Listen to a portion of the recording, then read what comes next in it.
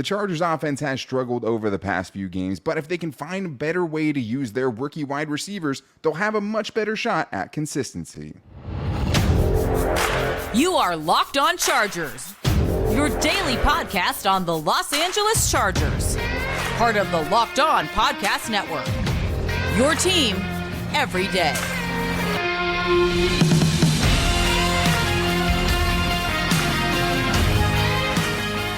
What is up, and welcome into the Locked On Chargers podcast. I'm your host, Daniel Wade, joined as always by my co-host, David Drogemeyer. We've been covering the Chargers together for 8 seasons now, but this is our 6th year as a host of the Locked On Chargers podcast, bringing you your team every day. Thank you guys, as always, for making us your first listen today. And to make sure you never miss the show, go subscribe or follow for free on the Locked On Chargers YouTube channel and listen wherever you get your podcast from. David, what do we got today? Today, Daniel, we got to get into our Chargers mailbag, so we're turning the show over to our great everydayers.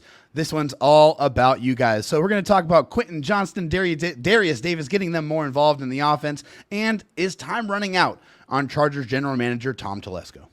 A lot of questions about Quentin Johnston, and I get it, especially after seeing what Jordan Addison did on Monday Night Football. I understand it for sure, but it starts with the Chargers using them better. If they can do that, they'll start making some progress. But today's episode is brought to you by the Game Time app. Download the Game Time app, create an account, and use code LOCKEDONNFL for $20 off your first purchase. Last-minute tickets, lowest price, guaranteed.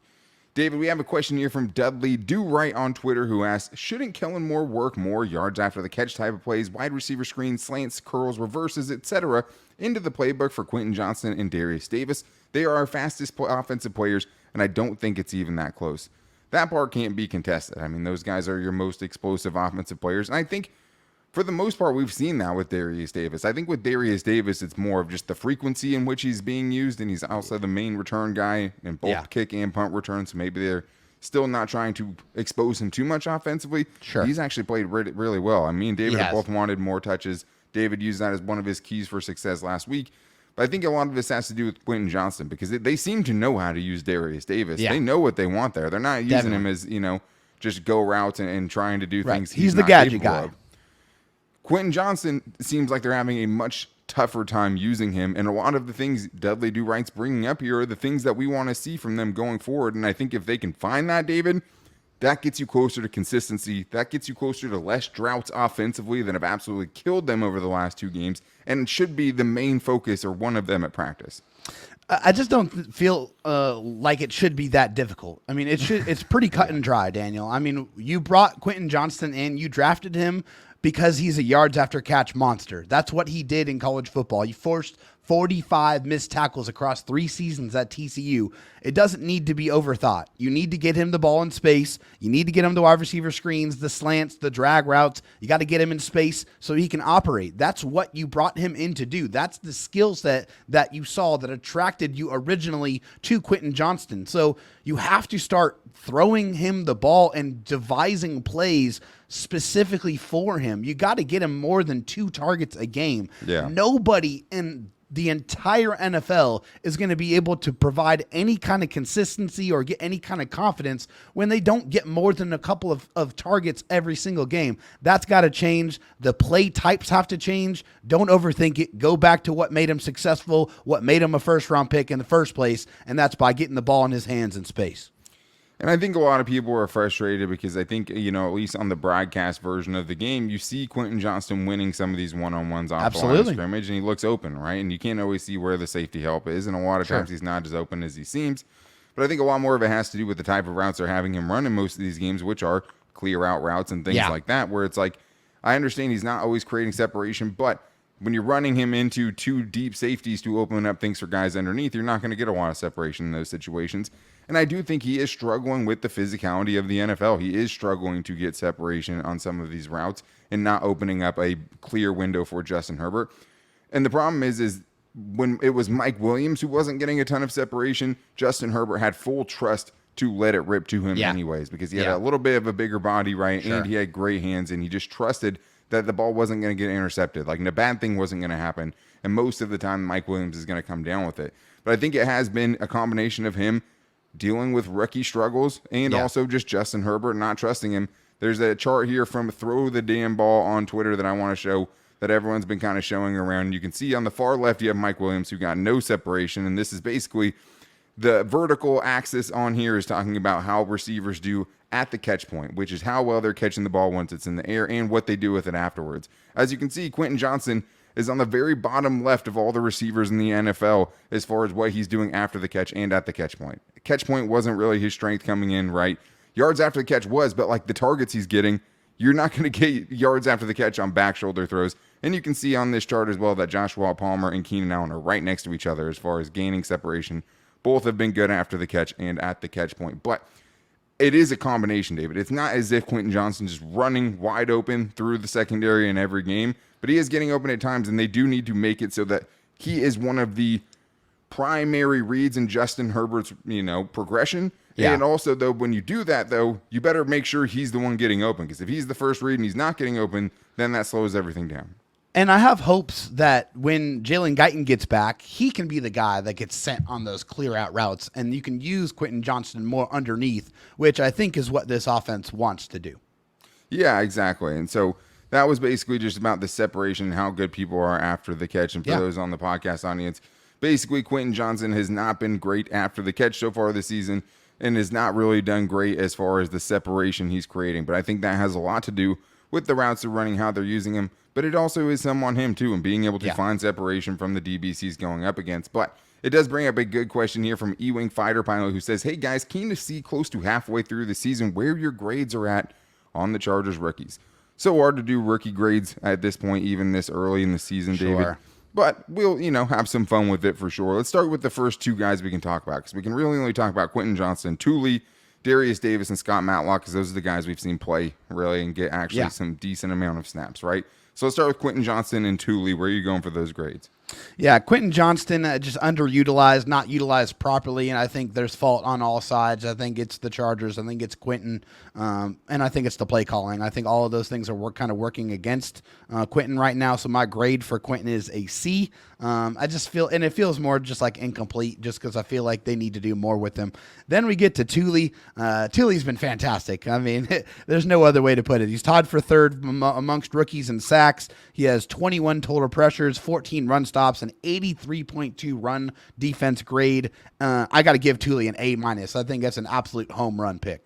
Yeah, we flip-flop. I have a C- for Quentin Johnston, which really is an incomplete just because I still don't think we've really seen him used well or used enough so far. I have a full solid A so far on Thule. I think you've seen a ton of potential in the pass rush, and he came into the NFL as a 21-year-old legitimate run stuffer at the edge grown position, man, which is like so nice to have at least that floor, right? Like he already came in NFL ready as one of the youngest edge rushers in the NFL. Yeah.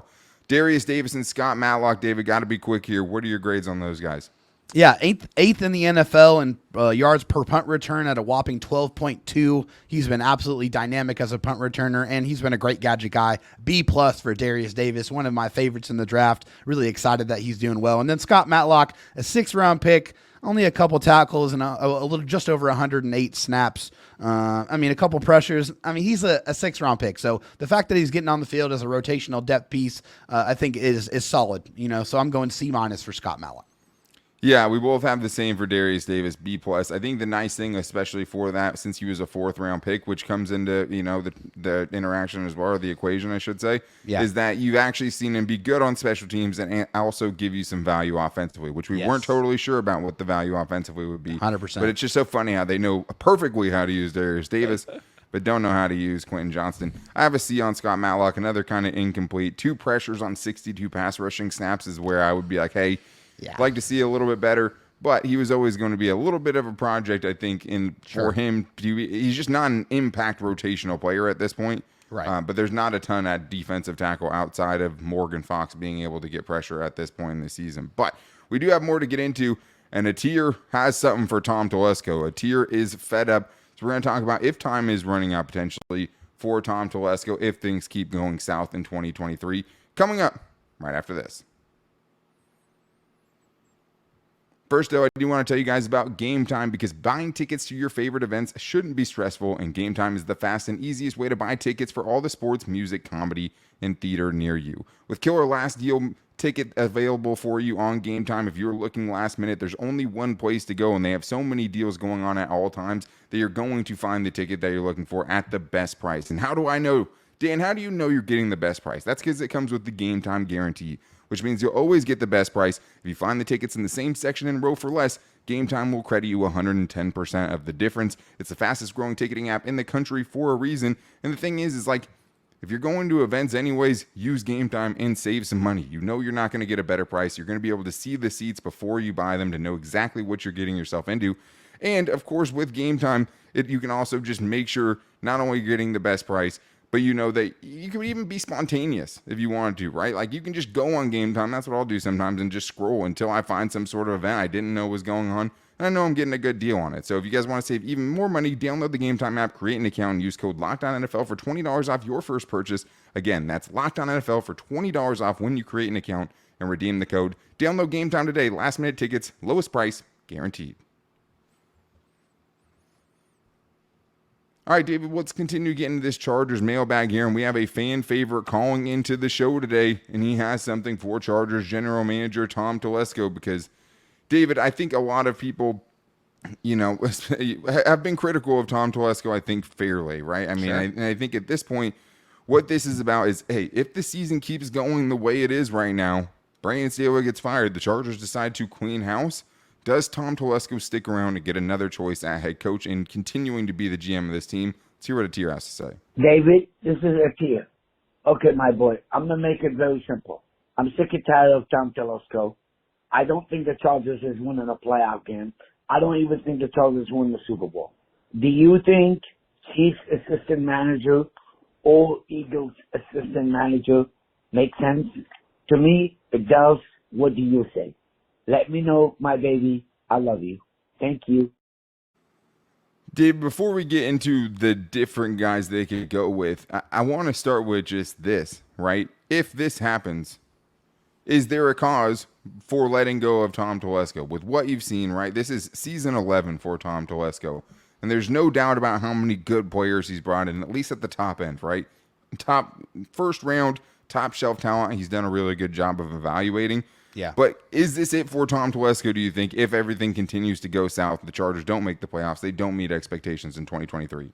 Yeah, we're talking about no AFC championship, AFC West wins, championship wins. You're talking about only a handful. For his career, you're saying. For his career. You're only talking about a handful of actual playoff wins.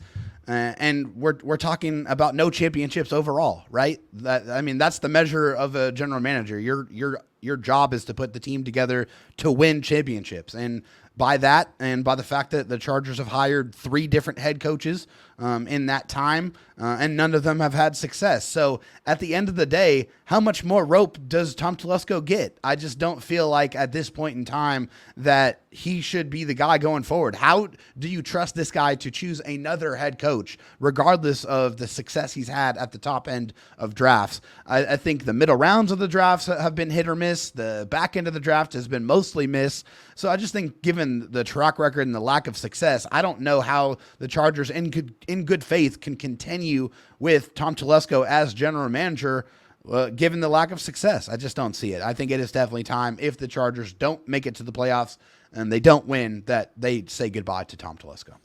I think the important thing about the Tom Telesco situation is knowing that in his 10 plus years now as general manager, he's had Philip Rivers and Justin Herbert, right? Yeah. He gets a ton of credit for getting Justin Herbert and bringing him in and bringing the Chargers a star quarterback after they're letting go a Hall of Fame quarterback. Absolutely. Sure. And I know there's a lot that's been said about guys falling to Tom Telesco, and he has had some luck in those regards for sure. Like guys that didn't expect to fall have fallen to him, and he didn't overthink a lot of those and was able to do it. You have, the Herberts, Rashawn Slater, Joey Bosa, Derwin James, Mike Williams turned into a really good receiver Asante as well. Samuel Jr. Yeah, I'm just talking about first-round picks. Yeah. Second-round picks, yeah, I mean, guys like Asante Samuel Jr., Tuli Tuipulotu, and then there's also misses, like Jason Brett, obviously due to injury, DJ Fluker, Jerry Tillery, Zion Johnson right now is still, still up in the air for sure, but it's a first-round pick you're using on him, right? You want that to be a dominant player and be able to make an impact for you early on. But I think the other part that's hard is you just don't know how much influence guys like, Dean Spanos and John Spanos, father and son, one being the president of football operations, have had their hands in who the coaches have been, right? Yeah. Like how much of that, because the big thing here too is just the 3 coaches he's had, none of them have worked out, and the team continues to underperform. And to go back to what you're saying, it's 81 and 87 all time. It's 3 playoff appearances in 10 seasons, and looking like it's going to be 3 and 11 seasons if this season keeps going the way it has. 2-3 record in the playoffs, 0 championship game appearances, right? That's what you're basing this off of. But if they do go in a different direction, I think a tier's in the right place here and where you would go look, right? You're looking for successful organizations. You're looking for teams that have had consistent success. And the guys I was looking at were Alec Halabi and also Mike Borgonzi. And one in Alec is the Philadelphia Eagles assistant GM. They have 2 of them. The other one's John Ferrari, but we'll keep it with 1 today. And then Mike Borgonzi is the assistant GM to the Chiefs, who obviously just sent Ryan Poles, like they just lost their longtime guy, right, to the Bears to be their GM. So, David, I think it's kind of a difference of philosophies here as far as who you would try to pursue in this situation. Yeah, I mean, you look at the Eagles and what they've done, they've been able to just stockpile talent, both on the defensive line and I think in their offensive line and wide receiver rooms.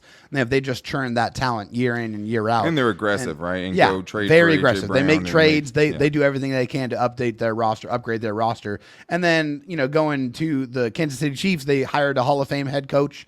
They have a great quarterback. They've been able to draft extremely successfully around those key parts. And it's been up and down the draft. They've been able to find contributors from the first round all the way to the 7th round with Isaiah Pacheco. So, I mean, their ability to find talent, be able to cultivate that talent and, allow that to translate on the football field has brought them great sustainable success. And I think at the end of the day, that's what you're looking for. You're looking for guys that are in organizations that have track records of success that can bring that level of success to your organization. So I think these guys are a couple of great picks. Yeah, and both those guys have been around a long time in those good organizations, right? Halabi, since 16 years in Philadelphia, assistant GM since 2022, 6 seasons as VP of Football Operations and Strategy. Mike Borgonzi, 14th season with Kansas City. And he's also been assistant general manager since 2021, been the director of football operations, co-director of player personnel. Those guys have a ton of experience. Yeah, great. But yeah, I think in one side you see a team, the more well-rounded team is probably the Eagles, right? As far as just how much talent they have on their team. Definitely. And the other team has, a Hall of Fame coach, a Hall of Fame quarterback, but I don't think their current GM actually even drafted those guys, Mahomes, or even, was able to bring on Andy Reid when he came to Kansas City. But still, they've been able to build championship teams around their star players in Patrick Mahomes in that point. And even for someone like Jalen Hurts, who nobody thought of as a franchise quarterback, able to build a roster around him that they could get to the Super Bowl and just, building through the trenches, having elite skill position players at receiver and corner, right, things like that. And being able to just do the best with what you have. I mean, I think I'd lean Halabi in this situation. We'll have more conversations like that down the road. But I think that's, a good place to start is looking at those kind of organizations. Let's get Eddie Green in here really quick, David, who asked a good question from Twitter, who asked, what would it take for the fan base to believe in Brandon Staley again? This is a tough question, David, because a lot of people are out on Brandon Staley right now. What do you have? Yeah, I mean, I think first and foremost, it's going to have to be winning games convincingly, and that's by double digits. I think that's first and foremost. I think that's what's going to have to happen. You got to beat good teams. I mean, the Chargers have not been able to do that pretty much his entire tenure, spare for a couple of games. Have a couple of complete dominant defensive performances. I think that's really, really important to try to regain that trust. You got to shut down opposing number 1 wide receivers because they've been eating you alive this year. Justin Jefferson, CeeDee Lamb, Tyreek Hill, Travis Kelce most recently. And then you got to stop giving up a ton of explosive plays. I think all of those things really have to happen in order for Brandon Staley to earn the confidence of the Chargers fans back. Yeah, and I don't think, any of even a couple of those things do it. Like, I think, it starts by just getting back in the playoff conversation. It starts with rattling off a few wins and not letting this season go down the tank. That's where it starts. Having a dominant defensive stretch like you saw at the end of last year, those 4 games where the defense totally turned things around. I think being a good defense is a huge part of this when Brandon Staley's supposed to be a defensive guy. But I think you're right. Beating good teams. Only one since the start of 2022, and it was the Dolphins. But ultimately, the only way fans could fully buy back into Brandon Staley is if he makes a miraculous playoff run and wins playoff games. That's what it is. To me, that to undo the damage that's been done, I think that's what it's going to take, at least in the fans' opinion, right? And how kind of what his public outlook looks like right now. But it's not all on him, right? The players have underperformed to an extent too, and a couple of them more than others. So we're talking about which players have underperformed so far, and if fans are bad fans for rooting against the Chargers to get certain people out of the organization. We're going to talk about that coming up right after this. First, though, I need to tell you guys about LinkedIn Jobs, because these days, every new potential hire can feel like a high-stakes wager for your small business, and you want to be 100% certain that you have access to the best qualified candidates available. That's why you have to check out LinkedIn Jobs, because LinkedIn Jobs helps you find the right people for your team faster and for free. My wife uses LinkedIn Jobs all the time. The one thing she always raves about is just how easy it is to create a free job post. She says she does it all the time, but she says the one thing that makes them so much different than other places who are trying to fill this same service is the quality, right? It's not just a bunch of people and you're just getting kind of, casting such a wide net, because with LinkedIn Jobs, the simple tools like screening questions make it easy to focus on candidates with just the right skills and experience, so you can quickly prioritize who you'd like to interview and hire. That's why small businesses rank LinkedIn Jobs number 1 in delivering quality hires versus their leading competitors. And right now, you guys can help finish the season or your business season strong, this year strong, by going to LinkedIn Jobs, and they can help you find qualified candidates you want to talk to faster. So post your job for free at linkedin.com/LockedOnNFL. That's linkedin.com/LockedOnNFL to post your job for free. Terms and conditions apply. I also need to tell you guys about my favorite place to play daily fantasy football, and that is with Prize Picks. And I love Prize Picks. Every Sunday, it's their tradition. I get up, I put my projections in, and I love watching. It just brings so much. It gives me so much other things to think about other than the Chargers, sure, but it just enhances football Sundays, which shouldn't even be able to be done. But with Prize Picks, I love it, because all you have to do is pick 2 to 5 players, or 2 to 6 players, I should say, and if they go more than or less than their projections, you win. And if you can win 6 on the same one, you can win 25 times your money. It's a great way to boost your odds. With Prize Picks reboot policy, they're also doing something I've never seen on a daily fantasy sports site, even if one of your players gets injured, David, for NFL games or college football top 25 matchups. If you have a player who exits the game in the first half and does not return in the second half, that player is rebooted. Prize Picks is the only daily fantasy sports platform with injury insurance. That's huge, because when a player gets injured and you lose because of that, there's truly nothing worse than that. So all you guys have to do to get in on the action is go to prizepicks.com/LockedOnNFL and use the code LockedOnNFL for a deposit match up to $100. That's prizepicks.com/LockedOnNFL with the promo code LockedOnNFL for that free deposit match up to $100. Prize Picks, daily fantasy sports made easy. All right, David, well, let's get into the rest of our mailbag questions here, but that's just on today's show. Make sure you guys are back here tomorrow with the crossover episode, Crossover Thursday, Locked On Bears, Locked On Chargers, for what is absolutely a must-win game for the Chargers coming up on Sunday Night Football. I'm excited. Hopefully they can get back on track. And also make sure you guys are checking out Locked On NFL Kickoff Live at 2 p.m. Eastern Time every single Friday with hosts Tanitra Batiste, Derius Davis, and Kyle Krabs, bringing you the insight to every game around the NFL and getting the local experts' opinions on everything, so you can figure out which fantasy players you should start, which games you should be betting on, and so much more. 2 p.m. Eastern Time every Friday on every Locked On NFL channel. Dave, let's continue this mailbag here. We have more we want to get into, including 619 Shaggy, who asks, in your opinion, who has underperformed the most so far on both sides of the ball this season? Zion Johnson and Derwin James, or who Shaggy thinks the answers are. Who would you go with for this one, David? Because obviously, I think we could frame it differently. I think certain players have definitely underperformed, but there's certain players that also need to step up. I think this is kind of the same thing, and there's certain players that absolutely, if the Chargers are going to get things back on track and be competitive the rest of the season, have to be better than what we've seen so far. Yeah, I think on offense, I'm looking at the right tackle. I'm looking at Trey Pipkins. I understand that Trey Pipkins has had a pretty tough start going up against some really, really good pass rushers, having to deal with guys like Max Crosby and Chris Jones. I mean, I get that. I mean, they're very good. But we're talking about a guy who gave up 2 sacks all of last year, and he's already given up 5 through 6 games, and that's got to change. I mean, that you got to give Justin Herbert a little bit more help, because you got Rashawn Slater on the other side, and I know Rashawn's still dealing with that ankle injury, but I still feel like if Trey Pipkins boosts his game and improves his game, then that's going to improve the quality of the offensive line and give Herbert just a few more ticks to be able to make some plays. And then on defense, I look at Michael Davis. He has a passer rating allowed of a 126.6 when targeted, his highest reception percentage of his career allowed at 68.1.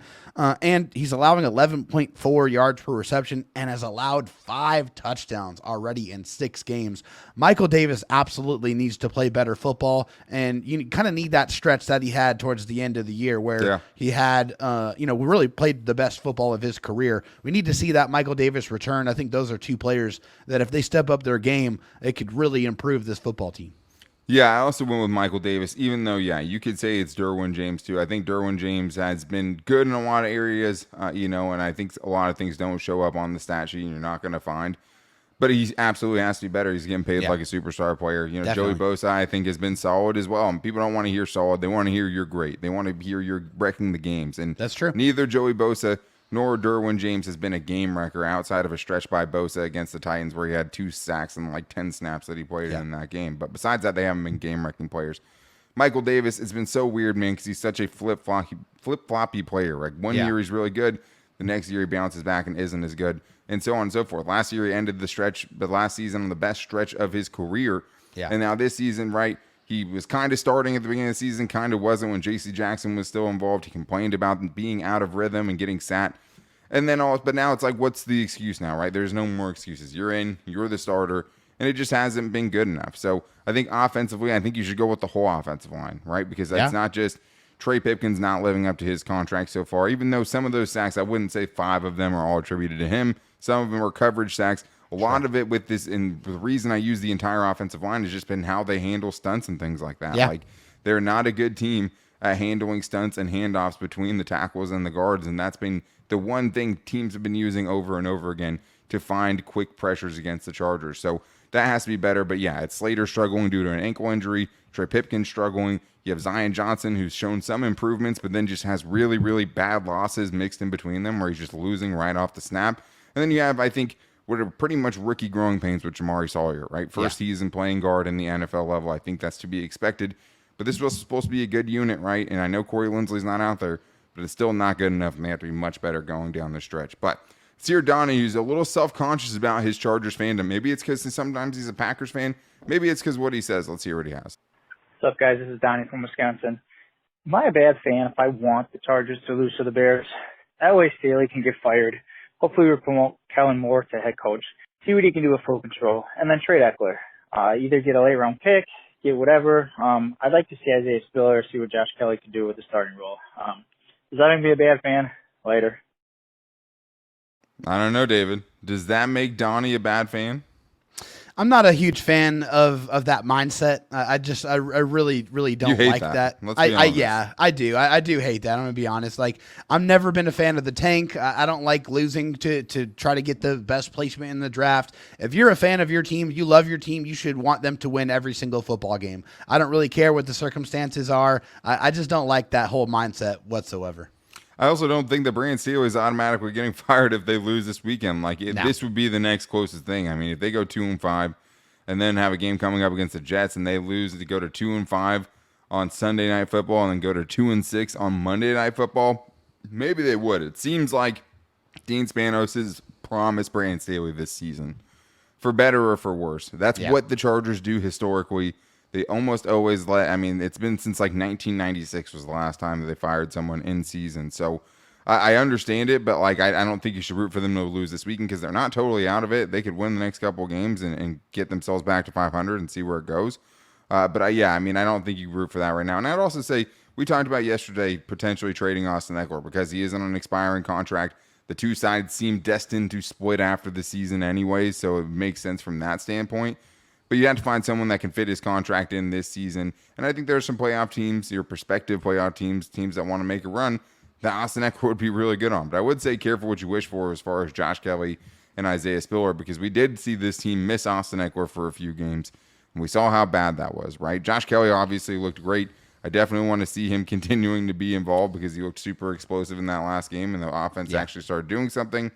But the team's probably worse, without Austin Eckler. I mean, I wish they would learn how to use him a little bit better this season, but I just don't know if that changes very much. So I get it. I get why people would think, hey, this team's better without Brandon Staley. At the same time, though, like Kellen Moore's trying to figure out the offense. Does his life get easier if Brandon Staley's fired? Absolutely not. Right? No. Like he needs to worry about his side. He doesn't need to be worried about trying to manage the game and manage a roster, manage a locker room.